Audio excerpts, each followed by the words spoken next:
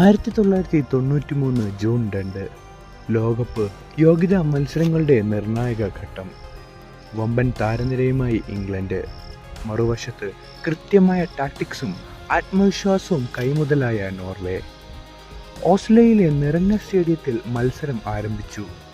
England പന്ത് കൈവശം വെച്ചെങ്കിലും നോർവേയുടെ പ്രതിരോധം ഒരു മതിൽ പോലെ നിന്നു.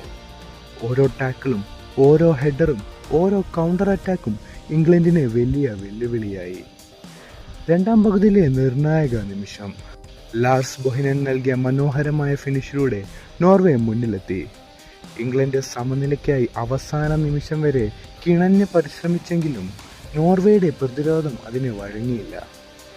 Full time Norway 2, England 0. ആ തോൽവി ഇംഗ്ലണ്ടിൻ്റെ 1994 ലോകകപ്പ് യോഗ്യതയെ വലിയ പ്രതിസന്ധിയിലാക്കി.